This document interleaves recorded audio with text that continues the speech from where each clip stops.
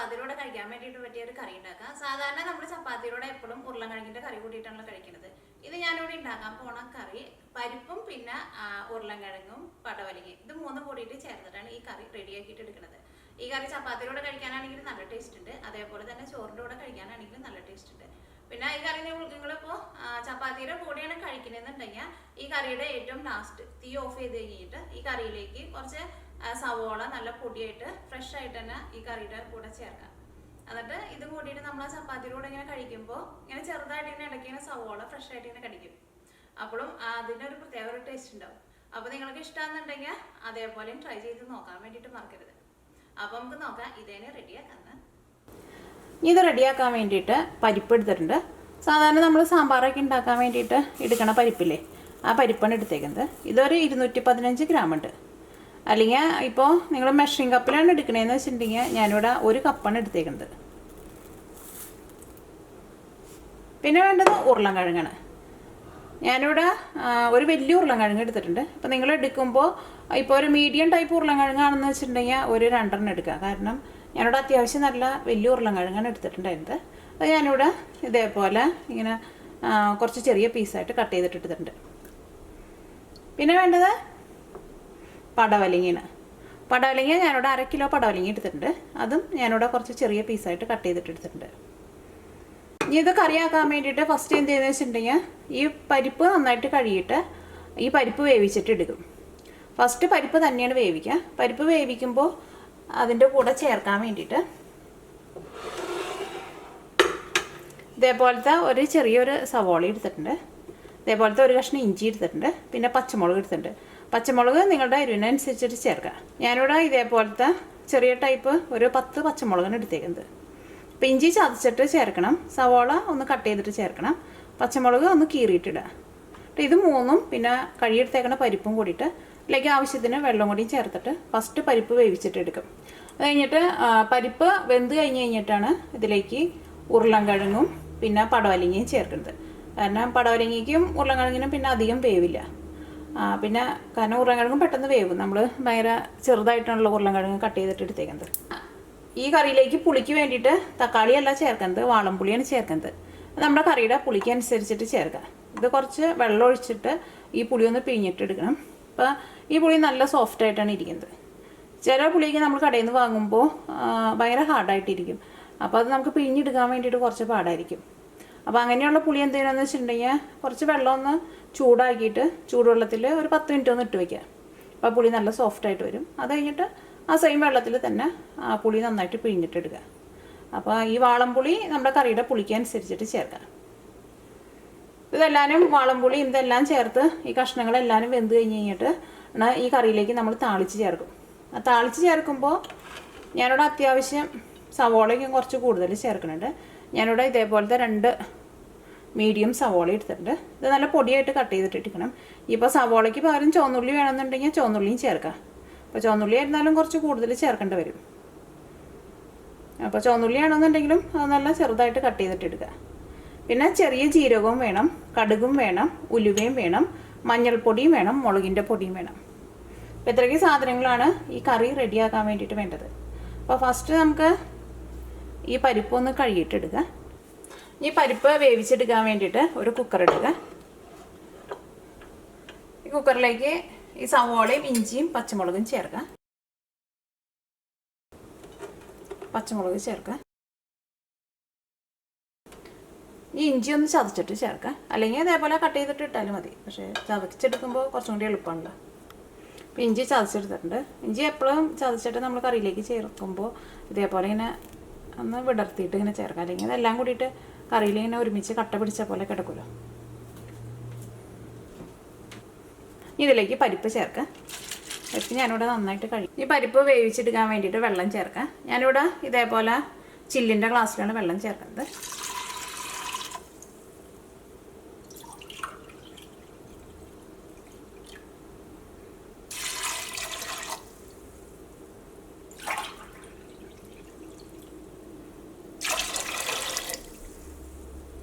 ഞാനിവിടെ ഈ ഗ്ലാസ്സിൽ 3 ഗ്ലാസ് വെള്ളമാണ് ചേർത്തത്. ഇത് അടുപ്പത്ത് വെച്ചിട്ട് പരിപ്പ് വേവിച്ചിട്ട് എടുക്കുക. പരിപ്പ് വേവാൻ വേണ്ടിയിട്ട് ഇപ്പോൾ കുക്കറിൽ നിന്ന് ഒരു വിസിൽ വന്നു കഴിഞ്ഞിട്ടുണ്ടെങ്കിൽ പിന്നെ കുക്കറിൻ്റെ ഉള്ളിൽ നിന്ന് ആവി പുറത്തേക്ക് പോകാത്ത തരത്തിൽ, വിസിലടിക്കാത്ത തരത്തിൽ തീ കുറച്ച് വയ്ക്കുക. ഒരു ചെറിയ ബർണറൊക്കെ ആണെന്ന് വെച്ചിട്ടുണ്ടെങ്കിൽ ഒരു മീഡിയം ഫ്ലെയിമിൽ വയ്ക്കുക. വലിയ ബർണറൊക്കെ ആണെന്ന് വെച്ചിട്ടുണ്ടെങ്കിൽ ഒരു മീഡിയത്തിനും ലോ ഫ്ലെയിമിനും നടുക്കായിട്ട് വെക്കേണ്ടി വരും. അങ്ങനെ ഒരു 10 മിനിറ്റ് വയ്ക്കുക. അത് കഴിഞ്ഞിട്ട് തീ ഓഫ് ചെയ്യുക. അത് കഴിഞ്ഞിട്ട് കുക്കറിൻ്റെ ഉള്ളിൽ നിന്ന് ആവി മുഴുവൻ പോയി കഴിഞ്ഞിട്ട് കുക്കർ തുറക്കുക. ഇനിയിപ്പോൾ നിങ്ങൾ കുക്കർ തുറന്ന് നോക്കിയിട്ട് പരിപ്പ് വെന്തിട്ടില്ല എന്ന് വെച്ചിട്ടുണ്ടെങ്കിൽ കുക്കർ അതേപോലെ തന്നെ മൂടി വെച്ചിട്ട് രണ്ടാമതും കുക്കറിൻ്റെ ഉള്ളിൽ നിന്ന് ഒരു വിസിലും കൂടി വരുത്താം. അപ്പോൾ അത് വേവിച്ചെടുക്കാൻ വേണ്ടിയിട്ട് അടുപ്പത്തേക്ക് വയ്ക്കുക. തീ ഓണാക്കാം. ഇപ്പോൾ കുക്കറിൻ്റെ ഉള്ളിൽ നിന്ന് സ്റ്റീം മുഴുവനും പോയിട്ടുണ്ട്. ഇനി കുക്കർ തുറക്കാം.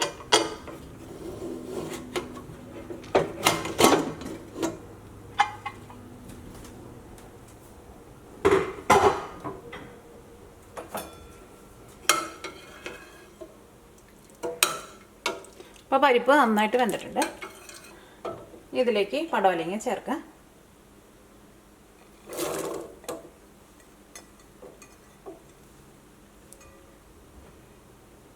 ഉരുളൻകിഴങ്ങും ചേർക്കാം.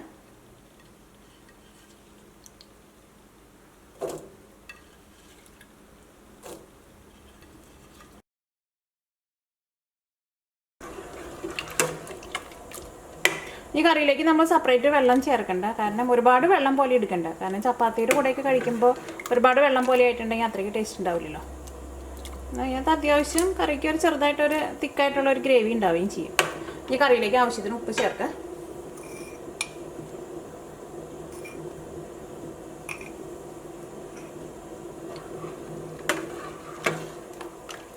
ഇനി മൂടി വെച്ചിട്ട് ഈ പടവലങ്ങയും പിന്നെ ഈ ഉരുളൻകിഴങ്ങും നമുക്ക് വെന്ത് കിട്ടണമല്ലോ.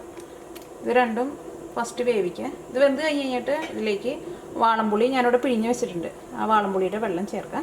അപ്പോൾ ഇതൊന്ന് മൂടി വയ്ക്കുക. ഇപ്പോൾ ഞാനിവിടെ കുക്കറിൻ്റെ അടപ്പിട്ടിട്ട് സാധാരണ നമ്മൾ കുക്കർ മൂടി വയ്ക്കുന്ന പോലെ വിസിലിട്ടിട്ടല്ല മൂടി വയ്ക്കുന്നത്. വേറെ സെപ്പറേറ്റ് എന്തെങ്കിലും ഒരു അടപ്പിനിട്ടിട്ട് മൂടി വെച്ചാൽ മതി. കാരണം അല്ലെങ്കിൽ കുക്കറിൽ നിന്ന് ഇപ്പോൾ ഒരു വിസിലെങ്ങാനും വന്നിട്ടുണ്ടെങ്കിൽ ഇതെല്ലാം കൂടിയിട്ട് അങ്ങോട്ട് വെന്ത് അങ്ങോട്ട് കുഴഞ്ഞ പോലെയാവും. ഞാനിവിടെ ഇതേപോലെ ഇങ്ങനെ ഒരു സെപ്പറേറ്റ് മൂടി വെച്ചിട്ടാണ് മൂടണത്. അല്ലെങ്കിൽ കുക്കർ വെച്ചിട്ട് തന്നെ മൂടാം. കുക്കറിൻ്റെ മുകളിൽ ആ വിസിലുണ്ടല്ലോ, ആ വിസിലങ്ങോട്ട് മാറ്റി വെച്ചിട്ട് മൂടി വെച്ചാലും കുഴപ്പമില്ല. പക്ഷെ അത് പിന്നെ തുറക്കാനെടുക്കാനൊക്കെ കുറച്ചുകൂടി പാടായിരിക്കും. ഇങ്ങനെ അടപ്പനാകുമ്പോൾ കുറച്ചും കൂടി ഈസിയാണല്ലോ. അപ്പോൾ കറി മൂടി വെച്ച് കഴിഞ്ഞിട്ട് കറി നന്നായിട്ടൊന്ന് തിളച്ചിട്ടുണ്ട്. ഇനി കറി ഒന്ന് ഇളക്കിയിട്ട് കൊടുക്കാം. കാരണം ഇത് ഈ കറിയിൽ പരിപ്പും കൂടി ഉള്ളത് കൊണ്ട് ചിലപ്പോൾ ഇത് പെട്ടെന്ന് അടിയിൽ പിടിക്കും. അപ്പോൾ ഇത് ഇടയ്ക്ക് ഒന്ന് ഇളക്കിയിട്ട് കൊടുക്കാം.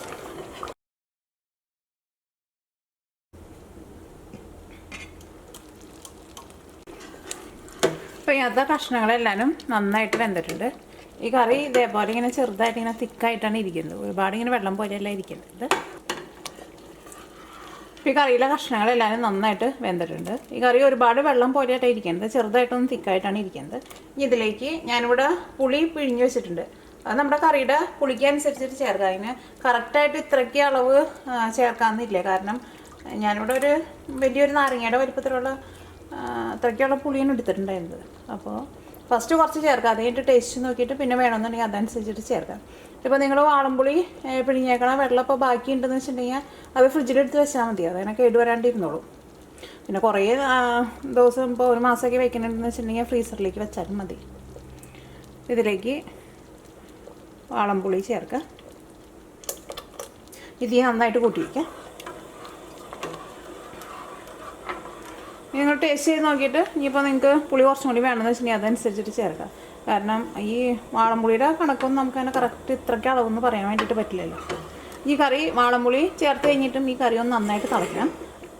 കറി നന്നായിട്ടൊന്ന് തിളയ്ക്കണം. കാരണം ആ പുളിയുടെ ആ പച്ച ടേസ്റ്റ് ഒന്നാണ്ട് പോകണം. അപ്പോൾ വാളംപുളി ചേർത്ത് കഴിഞ്ഞിട്ട് കറി നന്നായിട്ട് തിളച്ചിട്ടുണ്ട്. ഇനി തീ ഓഫ് ചെയ്യാം. ഈ കറിയിലേക്ക് താളിച്ച് ചേർക്കാം. ഈ കറിയിലേക്ക് താളിച്ച് ചേർക്കുമ്പോഴായിരിക്കും ഈ കറിയുടെ ശരിക്കുള്ള ടേസ്റ്റ് അറിയാം. ഈ കറിയിലേക്ക് താളിച്ച് ചേർക്കാൻ വേണ്ടിയിട്ട് ഒരു പാൻ വെച്ചിട്ട് ചൂടാക്കാം. അപ്പോൾ ഇതിലേക്ക് നമ്മൾ സവോളയ്ക്കും കുറച്ച് കൂടുതൽ ചേർക്കുന്നുണ്ട് കേട്ടോ. അപ്പോൾ എൻ്റെ അടുത്ത് ഇപ്പോൾ താളിച്ച് ചേർക്കുന്നത് ഭയങ്കര ചെറുതാണുള്ളത്. അപ്പോൾ അതുകൊണ്ട് തന്നെ ഞാനിവിടെ കുറച്ച് വലിയ പാനാണ് വെച്ചേക്കുന്നത്. അപ്പോൾ ഞാൻ താളിച്ച് കഴിഞ്ഞിട്ട് ഇതിലേക്കാണ് കറി ഒഴിക്കാൻ വേണ്ടിയിട്ട് പോണത്. അത് നിങ്ങളുടെ സൗകര്യം എങ്ങനെയാണെന്ന് വെച്ചിട്ടുണ്ടെങ്കിൽ അതേപോലെ ചെയ്യുക. ഇതിലേക്ക് ആവശ്യത്തിന് വെളിച്ചെണ്ണ ഒഴിക്കുക. അപ്പോൾ വെളിച്ചെണ്ണ നന്നായിട്ട് ചൂടായിട്ടുണ്ട്. ഇനി ഇതിലേക്ക് കടുക് ചേർക്കാം. ഞാൻ അതിലേക്ക് 1 ടേബിൾ സ്പൂൺ കടുക് ചേർത്തിട്ടുണ്ട്. ഇനി കടുക് ഇപ്പോൾ നിങ്ങൾക്ക് ഇത്രയ്ക്ക് വേണ്ടാന്ന് വെച്ചിട്ടുണ്ടെങ്കിൽ കുറച്ച് ചേർത്താലും മതി. കാരണം എനിക്ക് ഇതേപോലത്തെ കറിയിലൊക്കെ കടുക് കുറച്ച് കൂടുതൽ പൊട്ടിക്കുന്നത് ഇഷ്ടം. ഇതിലേക്ക് ഉണക്കമുളക് ചേർക്കാം.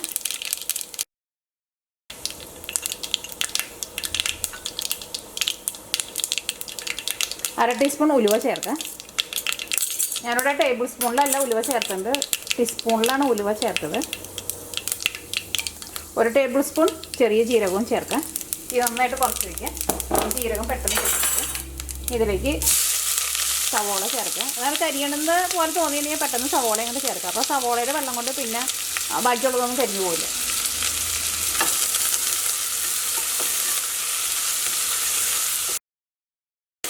ഈ സവോള മുരിഞ്ഞ് നല്ലൊരു ഗോൾഡൻ കളറാവണം. അപ്പോൾ നിങ്ങളുടെ അടുത്ത് കറിവേപ്പില ഉണ്ടെന്ന് വെച്ചിട്ടുണ്ടെങ്കിൽ കറിവേപ്പിലയും കൂടിയും ചേർക്കണം.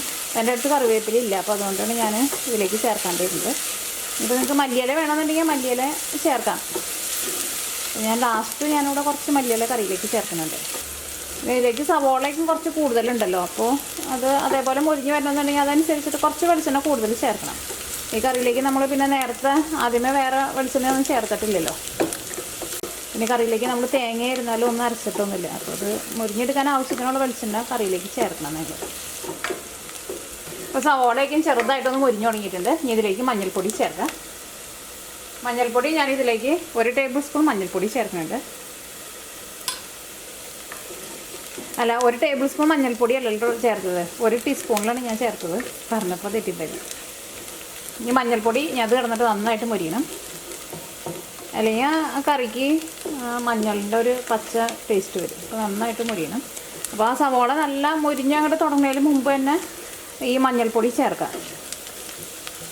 അപ്പോൾ മഞ്ഞൾപ്പൊടി അത് കിടന്നിട്ട് നന്നായിട്ട് മുരിഞ്ഞിട്ടുണ്ട്. ആ മഞ്ഞൾ മുരിഞ്ഞതിൻ്റെ നല്ലൊരു സ്മെല്ലൊക്കെ വരുന്നുണ്ട്. സവോളയുടെ കൂടെ കിടന്നിട്ട് എപ്പോഴും ഈ മഞ്ഞൾപ്പൊടി കൊണ്ട് മുരിയുമ്പോൾ നല്ലൊരു സ്മെല്ല് വരും. 1 ടീസ്പൂൺ മുളക് പൊടിയും ചേർക്കാം. തീ നന്നായിട്ട് കുറച്ച് വയ്ക്കാം. കാരണം മുളകിൻ്റെ പൊടി പെട്ടെന്ന് അങ്ങോട്ട് മുരിയും. മഞ്ഞൾപ്പൊടി മുരിഞ്ഞ് വരാൻ വേണ്ടിയിട്ട് കുറച്ച് സമയം എടുക്കും. ഈ തീ ഓഫ് ചെയ്യാം. ഇത് കറിയിലേക്ക് ചേർക്കാം. ഞാനിപ്പോൾ അത് കറിയിലേക്കല്ല ചേർക്കുന്നത്, കറി ഇങ്ങോട്ടേക്കാണ് ചേർക്കാൻ വേണ്ടിയിട്ട് പോകുന്നത്.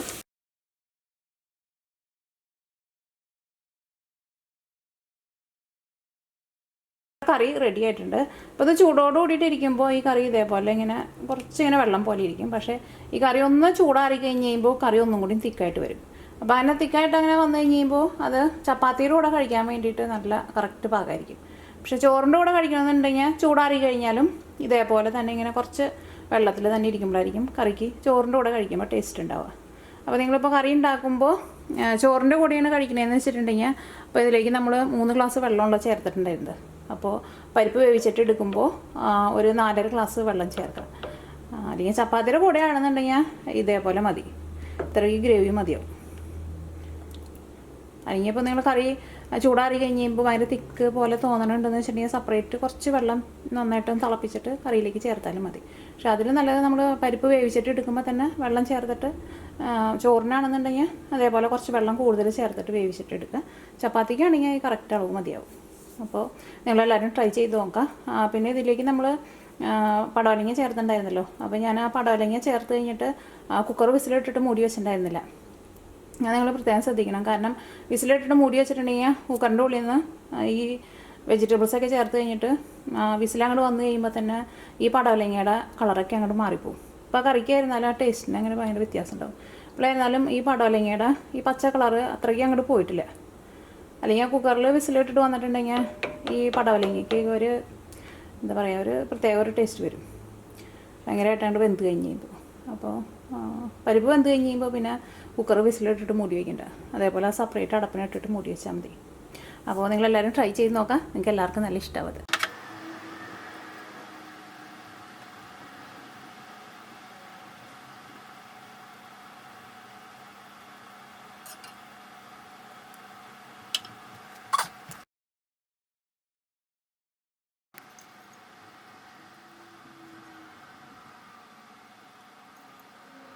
ഈ സവോള ഇങ്ങനെ ഈ ചപ്പാത്തിയുടെ കൂടെ ഈ കറിയും കൂട്ടിയിട്ട് അങ്ങനെ സവോള ഇടയ്ക്ക് ഇങ്ങനെ ഫ്രഷ് ആയിട്ട് ഇങ്ങനെ കടിക്കില്ലേ, അപ്പോൾ നല്ല ടേസ്റ്റ് ഉണ്ടാവും. പക്ഷേ ചോറിൻ്റെ കൂടെ കഴിക്കുമ്പോൾ ടേസ്റ്റ് ഉണ്ടാവില്ല. ചപ്പാത്തിയുടെ കൂടെയൊക്കെ ആണെന്നുണ്ടെങ്കിൽ നല്ല ടേസ്റ്റ് ഉണ്ടാവും. എനിക്ക് നല്ല ഇഷ്ടമാണ്.